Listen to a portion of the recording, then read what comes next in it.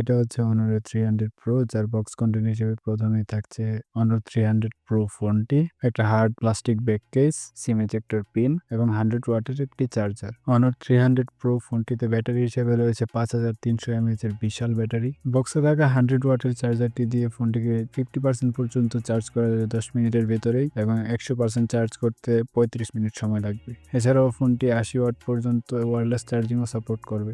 ফোনটির ডিজাইন সম্পর্কে বলতে গেলে অনেকের কাছে এই ফোনটির ডিজাইন পছন্দ হতে পারে এবং অনেকের কাছে পছন্দ নাও হতে পারে। তবে ফোনটির ক্যামেরা বাম্পের দিকে তাকালে বুঝতে পারবেন Honor নতুন কিছু করার চেষ্টা করেছে। ফোনটির বডি এবং ব্যাক পার্ট প্লাস্টিকের তৈরি হলেও বডি ফ্রেমটা গ্লসি মেটালিক ফিনিশ করা এবং ব্যাক সাইডেও সুন্দর একটি টেক্সচার রয়েছে, যেটা আবার অনেকের কাছে ভালো লাগতে পারে। ফোনটির উপর সাইডে রয়েছে সেকেন্ডারি নয়েজ ক্যান্সেলেশন মাইক, আয়ার ব্লাস্টার এবং সেকেন্ডারি স্পিকার। এছাড়াও ফোনটিতে রয়েছে IP65 ওয়াটার এবং ডাস্ট রেসিস্ট্যান্ট সার্টিফিকেশন। ফোনটিতে থাকা আল্ট্রাসনিক ফিঙ্গারপ্রিন্ট সেন্সরটি ফাস্ট এবং অ্যাকুরেট কাজ করলেও আমার কাছে এর পজিশনটা অনেক নিচের দিকে মনে হয়েছে এবং ফোনটির ওজন হচ্ছে 104 গ্রাম।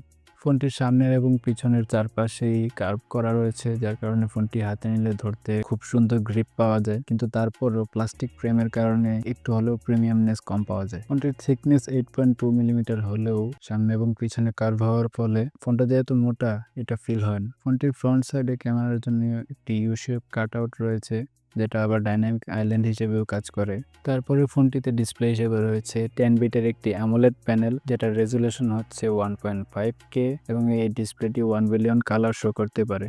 এছাড়াও ডিসপ্লেটিতে রয়েছে 120 হার্জের রিফ্রেশ রেট এবং up to 4000 nits peak brightness.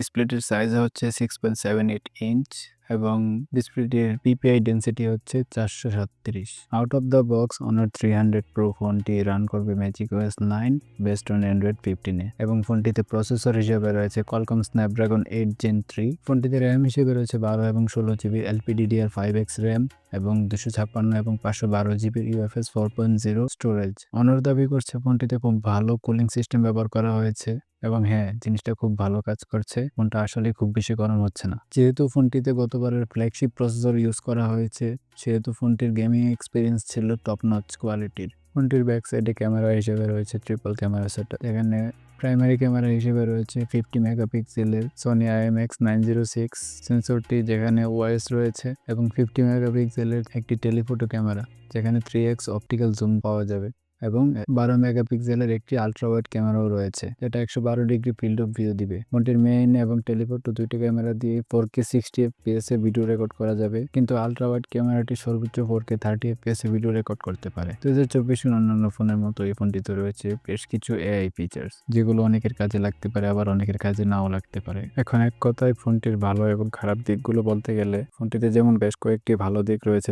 ঠিক তেমনি ফোনটিতে বেশ কয়েকটি খারাপ দিকও রয়েছে। যেমন ভালো দিকের মধ্যে রয়েছে বোর্ডের ডিসপ্লে, 120 হার্জের 1.5K রেজুলেশনের AMOLED ডিসপ্লেটি চারদিকে কার্ভ করা, যার কারণে সবারই দেখতে ভালো লাগবে। এছাড়াও ফোনটিতে রয়েছে গত বছরের ফ্ল্যাগশিপ চিপসেট 8 Gen 3, যেটা যথেষ্ট পাওয়ারফুল একটি প্রসেসর। ভালো ছিল ফোনটির ক্যামেরা, ছবি এবং ভিডিও কোয়ালিটি খুবই ভালো। ফোনটির স্টেরিও স্পিকার গুলোও খুব ভালো ছিল এবং সর্বশেষ ফোনটিতে থাকা 5300 mAh এর সিলিকন কার্বন ব্যাটারির ব্যাকআপ খুবই ভালো ছিল এবং 100 ওয়াটের চার্জার বক্সে থাকার ফলে ফোনটি খুব দ্রুত চার্জও করা যাবে।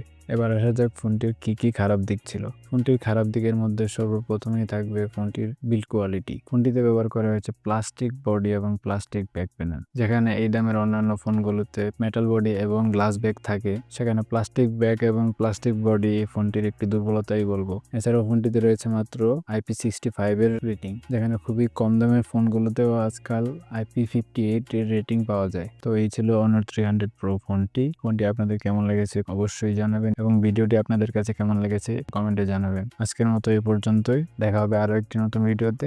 আল্লাহ হাফেজ।